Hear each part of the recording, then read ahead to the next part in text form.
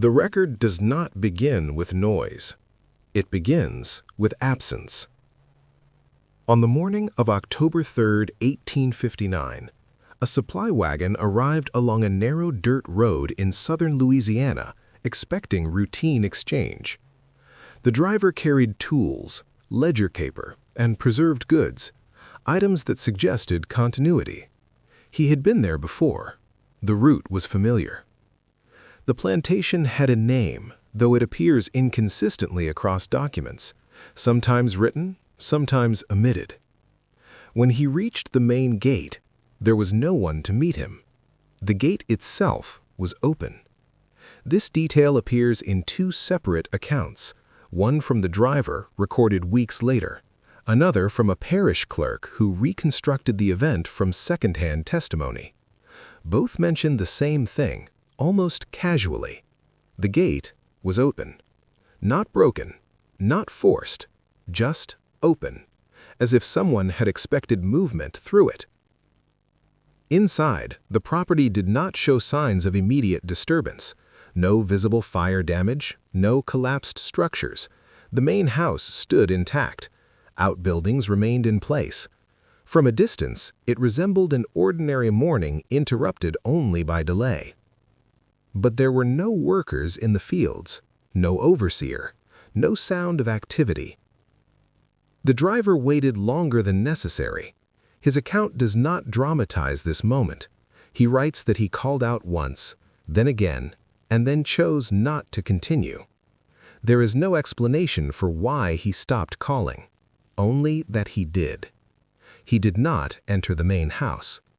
Instead, he left the wagon where it stood and walked the perimeter of what he could see without crossing deeper into the grounds.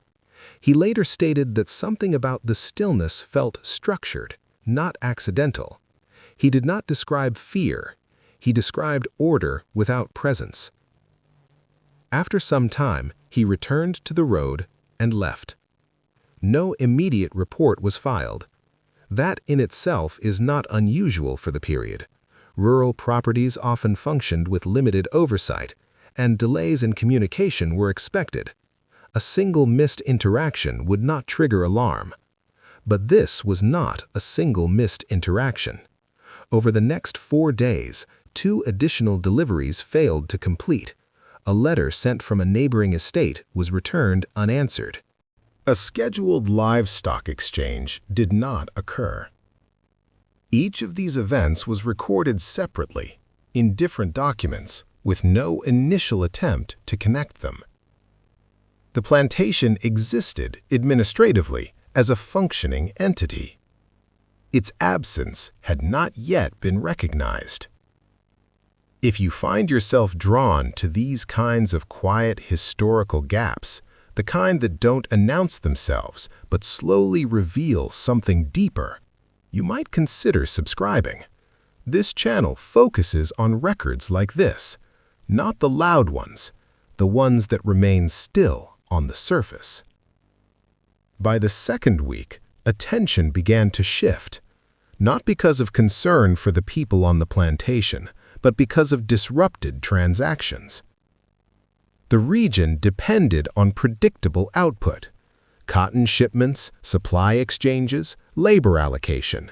These were part of a broader system that required consistency. When one point in that system stopped responding, it created questions elsewhere. The first formal inquiry did not come from law enforcement. It came from a neighboring landowner. His name appears in parish correspondence as Elias Thorne. He owned property adjacent to the southern boundary of the plantation in question. His interest was practical. He had reported a missing boundary inspection and an unconfirmed labor transfer that had been scheduled weeks earlier. Thorne visited the property himself. Unlike the wagon driver, he entered. His written statement is brief. He notes that the buildings were in expected condition, that no livestock appeared distressed, and that there were signs of recent activity that had not been followed through. A meal partially prepared. tools left where they would normally be returned, doors unlatched but not damaged. He does not mention encountering a single person. What he does mention is timing. He writes that the conditions suggested departure but not preparation for departure. There was no indication of packing, no consolidation of belongings, no effort to secure valuables. It did not resemble abandonment in the traditional sense. It resembled interruption. Thorne did not remain long. His account suggests he conducted only a surface inspection before leaving. He did not notify authorities immediately. Instead, he wrote a letter to the parish office describing the irregularity and requesting clarification on ownership and operational status. The response to that letter took time. By the time it arrived, the situation had already begun to change, because absence, when left unaddressed, does not remain neutral. It starts to reorganize the space around it. And in this case, what began as a quiet interruption would slowly reveal something far more deliberate, something that had been structured long before anyone noticed it was missing. The parish office did not treat the letter as urgent. Its records show a delay of 6 days before any formal acknowledgement was drafted. The clerk assigned to the matter, a man named Joseph Meyer, categorized the issue under property clarification rather than public concern. This classification shaped everything that followed. It determined the pace, the method, and the assumptions applied from the beginning. Meyer's first step was administrative. He searched for the most recent registration of ownership. The plantation's name appeared inconsistently across ledgers, but the land itself was clearly defined through tax records. Ownership was attributed to a man named Charles Beaumont, though his presence in parish documents had been minimal for over a year. There were no recent legal disputes tied to the estate, no recorded sales, no transfers of debt. Financially, it appeared stable, at least on paper. This absence of visible strain created a quiet expectation. Whatever had occurred was not immediately interpreted as a crisis. It was treated as delay, perhaps mismanagement, possibly illness. The system leaned toward explanations that preserved continuity. A notice was prepared and sent to the property. It received no response. At this stage, no one had confirmed how many individuals were actually on the plantation at the time of its silence. Enslaved people were not listed individually in operational records. Their presence was implied through numbers, not names. The last known count, taken from a tax document earlier that year, indicated several dozen, but that figure was already months out of date. The lack of specificity made the situation easier to misinterpret. Without names, absence does not register the same way. By the time Meyer escalated the matter to a secondary review, Thorne had already returned to the property once more. This time he brought 2 men with him. Their purpose was not investigative in the modern sense. They were there to confirm whether the land could be considered unattended, which would have implications for temporary oversight. Their observations were added to the record in fragments. One noted that the fields showed signs of recent harvesting, though not completed. Another mentioned that a storage structure had been opened but not secured. There was no mention of disorder in the conventional sense, no scattered belongings, no visible struggle. What began to shift, however, was the perception of time. Objects suggested interruption, but the environment suggested passage. Perishable items had begun to decay. Water sources had not been maintained. Livestock moved freely without clear pattern. These were not immediate signs. They required days to become visible. This created a contradiction. If the departure had been sudden, why had no one returned? If it had been planned, why was there no evidence of preparation? The men did not attempt to resolve these questions. They were not there to interpret. They were there to observe and report within the limits of their role. Thorne's second letter reflects a subtle change in tone. It remains controlled, but less certain. He does not propose explanations. Instead, he asks whether the parish intends to take responsibility for the property if no owner presents himself. The question is procedural, but beneath it, something less defined begins to form. Because by now, the absence was no longer isolated to a single location. It had begun to extend into the decisions being made about it. And those decisions, shaped by assumption rather than evidence, would determine how long the structure behind that absence remained unseen. The first deviation from routine procedure appears in a margin note. It is not part of the official entry. It sits beside it, written in a different hand, without signature. The ink is lighter, applied with less pressure. The sentence itself is short, almost incomplete. It reads, "No external inquiry advised at this stage." There is no explanation attached. Joseph Meyer did not reference the note in his formal documentation. His recorded actions continued along expected lines.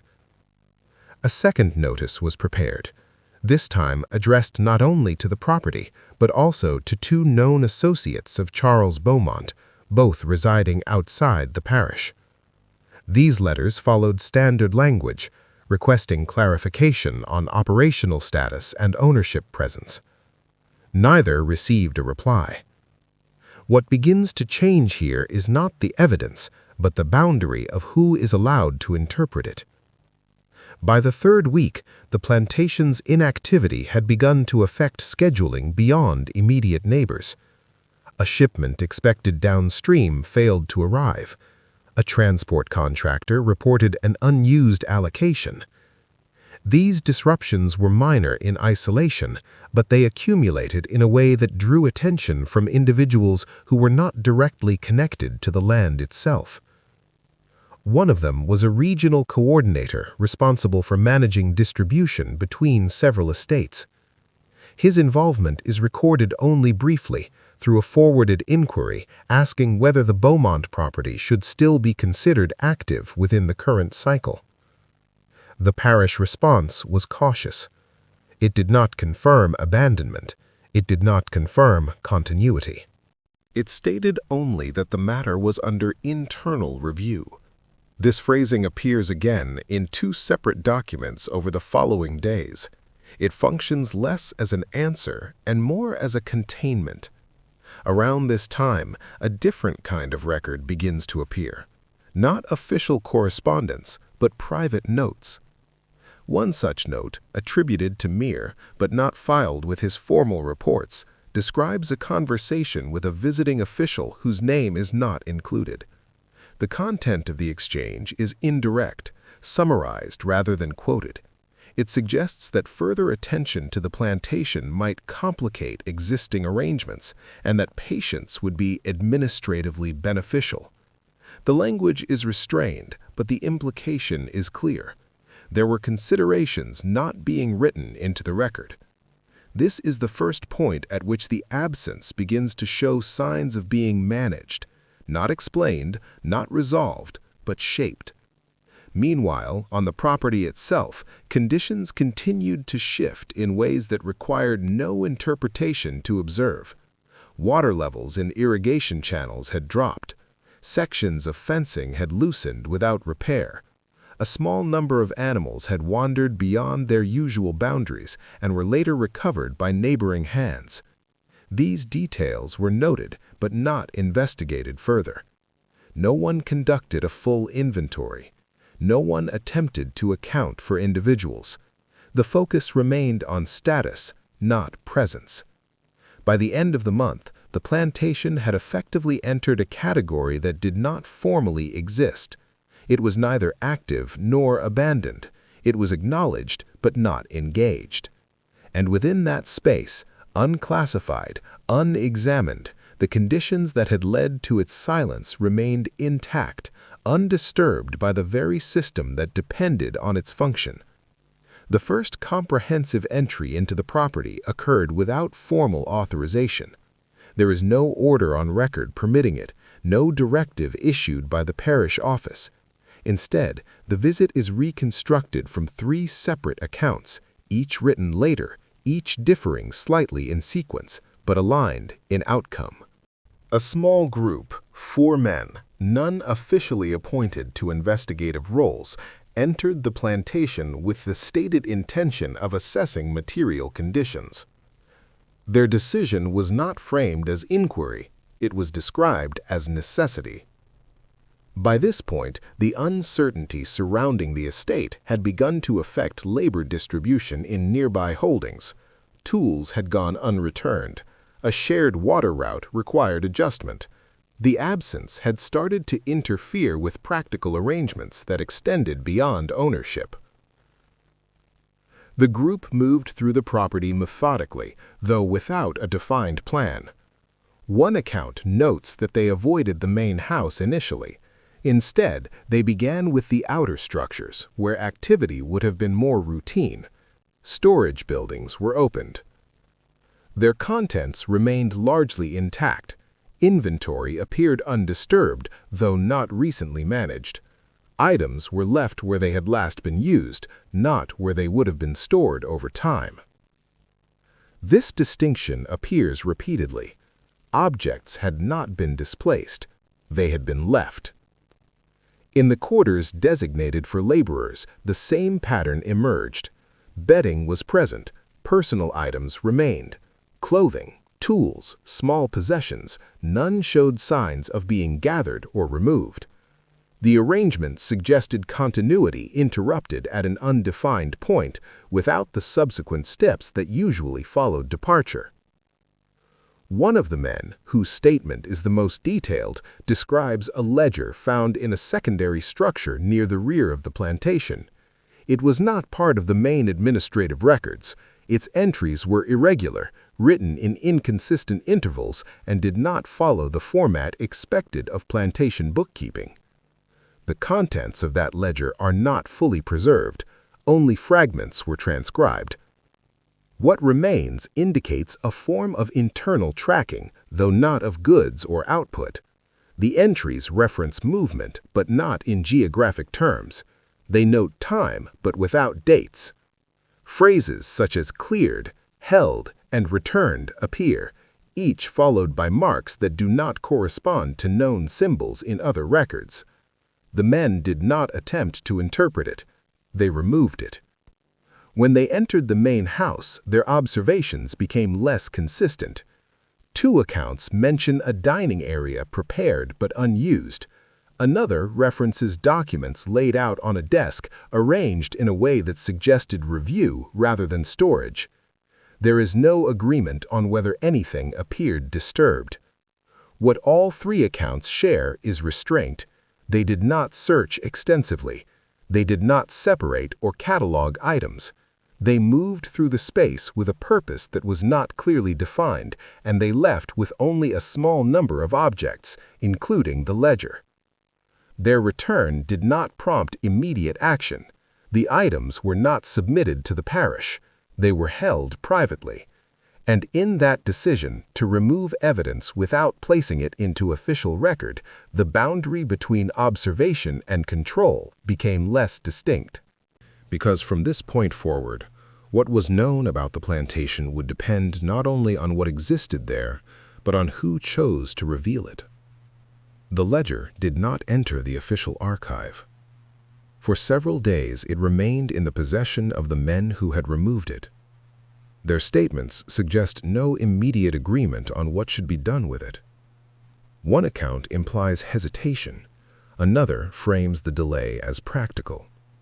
There is no indication that they understood its purpose, only that they recognized it did not belong to the standard operations of the property. When the document was eventually shown to a third party, it was not presented as evidence. It was described as a curiosity. The individual who examined it was a local bookkeeper, accustomed to plantation records but not formally tied to the parish. His assessment survives in partial form, written as a letter that was never sent but later recovered among unrelated papers. He notes the structure first. The entries lacked financial data. There were no tallies of production, no listings of supplies, no references to external transactions. Instead, the ledger appeared to track sequences. Not continuous sequences, but segments. Each entry was separated by gaps, sometimes of a few lines, sometimes several pages. Within those entries, the same limited vocabulary appeared repeatedly. Words indicating completion, delay, or reversal. None of them connected to material output. What drew his attention was the repetition without variation. The terms did not evolve, they did not adapt to context. They remained fixed as if part of a system that required consistency over explanation. He did not assign meaning to them. He only noted that they resembled a form of internal classification rather than a narrative or record of events. The ledger was returned without recommendation. No formal report followed. Around this time, a separate development occurred within the parish office. Joseph Miret received a directive that altered the status of the plantation without publicly redefining it. The language of the instruction is preserved, though its origin is not. It advised that no further written correspondence be initiated regarding the property unless new information was submitted from an external source. This effectively halted inquiry, not by closing the case, but by removing the mechanism that would continue it. The plantation remained listed in tax records. It was not marked abandoned. It was not reassigned. Its status became static, held in place without resolution. Meanwhile, individuals in the surrounding area began adjusting to its absence in practical terms. Labor routes were redirected. Shared resources were redistributed. The land itself was treated as present but inactive, a condition that required accommodation but not explanation. What did not change was the lack of direct engagement. No official inspection was ordered. No inventory was completed. No attempt was made to identify those who had been on the property at the time it fell silent. This absence of action was not framed as neglect. It was consistent with the directive. And within that consistency, a pattern began to take form. Information was not being suppressed in an overt way. It was being left uncollected, which, in effect, produced the same result. Because without collection, there could be no contradiction, and without contradiction, there was nothing to resolve. The first reference to individuals rather than property appears late. It is not part of a formal report. It is found in correspondence draft, unsigned and never dispatched, written in a tone that suggests uncertainty about whether it should exist at all. The writer attempts to list those believed to have been present on the plantation prior to its inactivity. The effort is incomplete. Names are absent. Instead, the draft relies on roles: field hands, domestic workers, an overseer, a driver. The categories are familiar, drawn from standard descriptions used in tax and labor summaries. But without names, the list remains abstract. It outlines presence without identifying anyone who could be confirmed missing. This limitation was not unusual for the time, but in this case it had a specific effect. It prevented the situation from being framed as disappearance. Without identifiable individuals, there could be no formal claim of loss. No family could submit inquiry. No neighboring property could confirm absence beyond assumption. The system required recognition to register concern. and recognition required detail that had never been recorded. The result was a gap that could not be formally addressed. Around this period, a brief mention appears in a regional log maintained by a transport coordinator. It notes a canceled transfer of labor that had been scheduled to originate from the Beaumont property. The entry is marked as indefinite rather than failed or completed. This term appears rarely. It does not indicate error.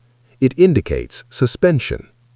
The distinction is subtle, but it changes how the event is treated. A failed transfer would require correction. An indefinite one does not. It remains open, unresolved, and therefore exempt from immediate action. Elsewhere, a separate observation begins to circulate informally. Travelers passing along the outer road reported that the plantation showed signs of gradual environmental shift. Paths became less defined. Sections of land that had been actively maintained began to change in texture and appearance. These are not dramatic alterations. They occur slowly over time and only become noticeable through comparison. No formal survey was conducted to document these changes. They remained anecdotal.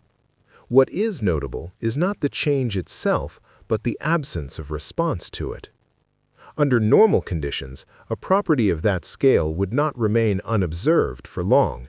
Even in the absence of ownership, surrounding interests would create pressure for reassignment or intervention. Yet, in this case, that pressure did not consolidate. It remained distributed. Each individual adjustment, rerouted labor, recovered livestock, canceled exchanges, was handled independently. No single point of authority gathered these deviations into a unified concern.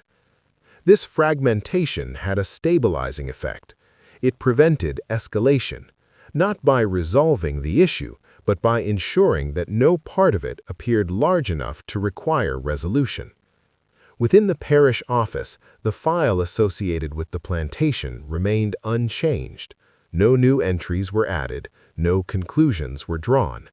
The directive limiting correspondence continued to shape activity, or more precisely, the lack of it. What persisted instead was a controlled stillness, not enforced through action, but maintained through inaction. And within that stillness, the absence of people remained unacknowledged in any official capacity, even as every surrounding system quietly adjusted to their disappearance. The first attempt to assign explanation came from outside the parish. It appeared in a letter sent from Baton Rouge, written by a legal consultant who had been asked indirectly whether the Beaumont property could be classified under dormant holdings. His response did not rely on direct observation. It was based on precedent. He outlined 3 conditions under which a property might be considered inactive: prolonged absence of ownership, cessation of measurable output, and verifiable lack of resident labor. The first 2 conditions could be inferred from existing records, the third could not. He noted this absence carefully. Without confirmation regarding the individuals associated with the plantation, the classification could not be completed. The land could be described as unproductive, it could be considered unmanaged, but it could not be declared empty. This distinction mattered. An unproductive estate could be reorganized, an unmanaged one could be reassigned, but a property that could not be confirmed as empty remained in a suspended category, resistant to formal action. The letter did not resolve the issue, it clarified its limits. Within the parish, this clarification did not lead to further inquiry. Instead, it reinforced the existing position. If classification required information that had not been collected, and if collection had been informally discouraged, then the situation would remain unchanged. Around this time, a new detail entered the record, though not through official channels. A carpenter working on a nearby structure reported that he had been hired several months earlier to make alterations to a series of interior partitions within the main house of the Beaumont property. His account was recorded in a personal journal, not submitted to any authority. He described the work as unusual in its specificity. The instructions had not come from Beaumont directly, but from an intermediary who presented written measurements and constraints. The partitions were not decorative. They were functional, designed to divide space in a way that limited visibility between sections while maintaining controlled access points. He did not question the purpose at the time. He completed the work and left. What he later noted upon hearing of the plantation's silence was the precision of the design. The divisions were not arbitrary. They followed a pattern that suggested oversight, not convenience. Movement through the space would have been directed, not free. This observation remained isolated. It was not connected to the ledger. It was not connected to the absence. It existed as a separate piece of information, recorded but not integrated. At the same time, a minor adjustment was made to the parish tax ledger. The Beaumont property was listed as non-reporting. This term appears only once in the archive. It does not indicate failure. It does not indicate exemption. It indicates that expected information had not been received and that no immediate correction was being pursued. The effect of this designation was subtle. It allowed the property to remain within the system without contributing to it. It acknowledged the absence without requiring explanation. And in doing so, it preserved the conditions under which that absence could continue, unexamined, unchallenged, and increasingly difficult to define in terms that would require action. The first effort to reconstruct a sequence did not come from officials. It came from someone with no formal authority over the property. A school teacher named Daniel Rusk, working in a settlement several miles north, began compiling notes after hearing repeated references to the plantation in unrelated conversations. His interest was not administrative, it was observational. He had no expectation of resolution, only a concern that fragments were being left without connection. His notes were not organized as a report. They were arranged as comparisons. He placed dates beside events that had been recorded separately: missed deliveries, delayed correspondence, altered labor routes. He did not assume causation. He only aligned timing. In doing so, he identified a narrow window during which multiple deviations began to occur in close proximity. The pattern was not precise, but it was consistent enough to suggest that the plantation's silence had not been a single moment. It had unfolded across several days. This observation did not contradict existing records. It extended them. Rusk's work remained private, but one portion of it was later copied into a broader collection of regional notes. That excerpt includes a detail not previously emphasized. He observed that no reports described unusual movement away from the property during that period. No groups traveling together, no increase in road traffic, no recorded crossings at nearby ferry points. If individuals had left, they had not done so in a way that intersected with common routes. This absence of outward movement created a constraint. It limited the range of possible explanations without defining any of them. Around the same time, a separate piece of information surfaced through a merchant who had previously supplied the Beaumont estate. He reported that in the weeks leading up to the plantation's inactivity, orders had become more specific in nature. Quantities remained stable, but the types of goods requested had shifted slightly. He noted an increase in items related to containment and maintenance, hardware, fasteners, reinforced materials. Nothing unusual in isolation, but the pattern differed from previous orders. The merchant did not interpret the change, he only recorded it after recognizing the timing. These details, like others before them, were not submitted through official channels. They circulated informally, passed between individuals who had no direct mechanism to act on them. Each piece added structure to the situation, but none altered its status. Within the parish, the file remained unchanged. No new classifications were introduced. No additional inquiries were initiated. The system continued to hold its position. What began to emerge instead was a parallel understanding, not documented in a single place, but distributed across observations that, when viewed together, suggested design rather than accident. The plantation had not simply stopped, its operations had narrowed, its movements had become constrained, and whatever process had produced that constraint had done so gradually, within the boundaries of normal activity, until those boundaries no longer held. But by the time this possibility could be considered, the mechanisms required to examine it had already been set aside. The first direct contradiction to the prevailing assumption appears in a deposition taken months later. It was not part of the initial inquiry.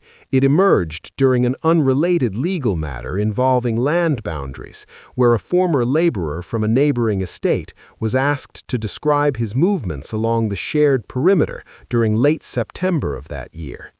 His statement includes a brief passage that diverges from all prior accounts. He claims to have seen activity on the Beaumont property after the period when it was generally believed to have gone inactive. The description is limited. He does not identify individuals. He does not approach the structures. He reports observing movement near one of the outer buildings at a time when, according to all existing records, no one should have been present. The movement is not described as hurried or concealed. It is noted as controlled, deliberate, and confined to a specific area. The deposition does not pursue this detail further. It is recorded, acknowledged, and then left without expansion. No follow-up questions are documented.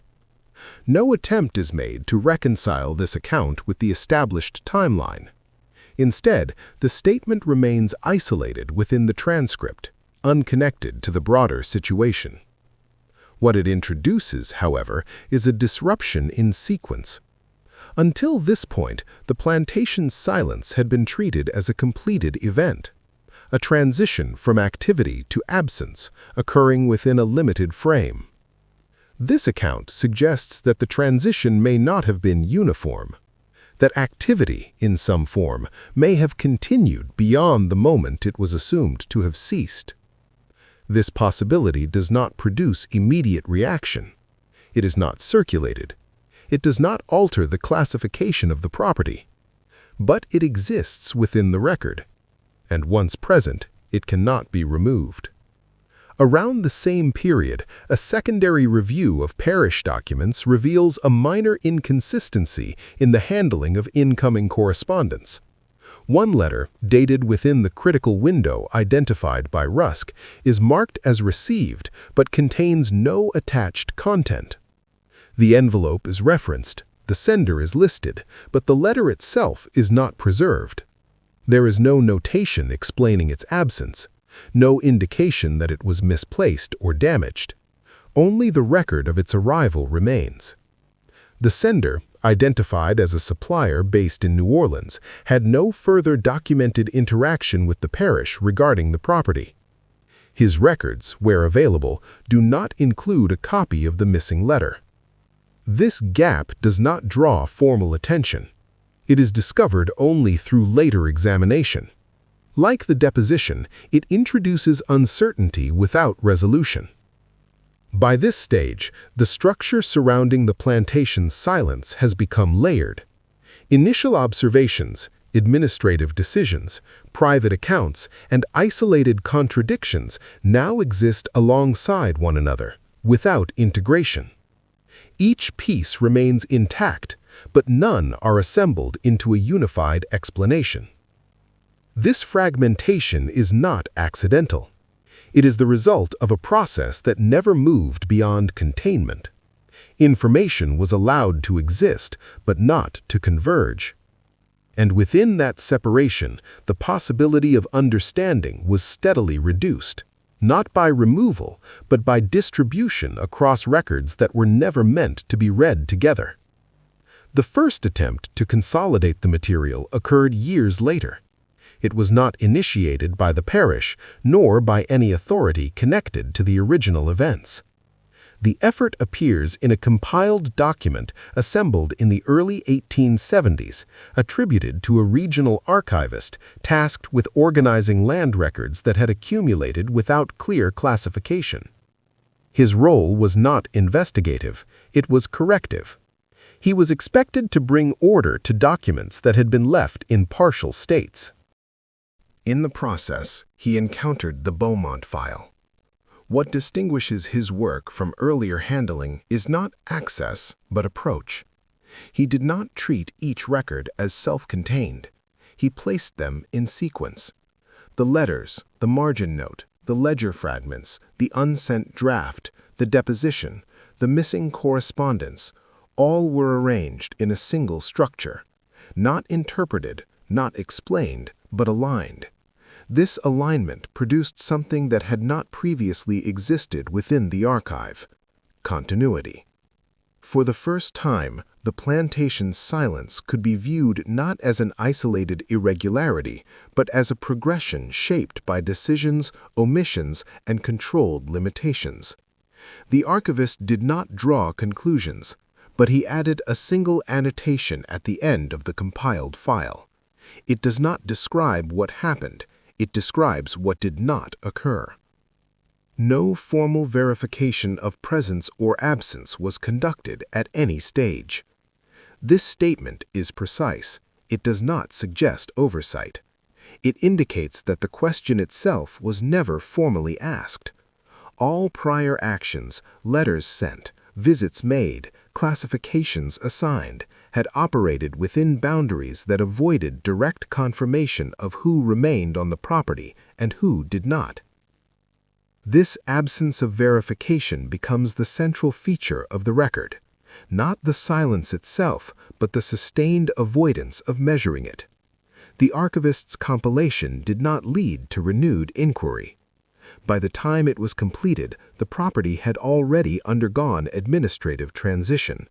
Ownership had shifted through indirect means, facilitated by elapsed time and unresolved status. The land was reabsorbed into the regional system without formal closure of its previous condition. No reference to the earlier irregularity appears in the transfer documents. The compiled file was stored, not hidden but not circulated. Its contents did not enter broader discussion. It remained accessible only to those who knew where to look and why. What emerges from this final arrangement is not an explanation of events, but a structure of avoidance that spans multiple levels of authority. Each participant operated within their defined role. Each decision aligned with procedural logic. No action appears overtly justified when viewed in isolation. And yet, when placed together, the pattern becomes difficult to ignore. The system did not fail to respond. It responded in a way that preserved its own continuity, even when that continuity required leaving a question unasked. And within that unasked question, the original absence remained intact, unverified, unrecorded, and ultimately unresolved. The final reference to the Beaumont property appears without emphasis. It is not part of the compiled file. It exists in a separate register, maintained for internal audit purposes, where properties were occasionally noted if their histories contained irregularities that might affect future disputes. The entry is brief. It does not recount events. It does not describe conditions. It records a recommendation. Further inquiry deemed unnecessary. There is no signature attached, no date beyond the year. The statement is presented as a conclusion, but it does not resolve anything. It closes the possibility of additional examination without addressing the underlying absence that prompted it. In effect, it transforms uncertainty into administrative finality. What remains across all documents is a structure that never fully engaged with the question it circled. At no point was there a complete accounting of the individuals associated with the plantation, no verified list of those present at the time operations narrowed, no formal confirmation of departure, relocation, or death.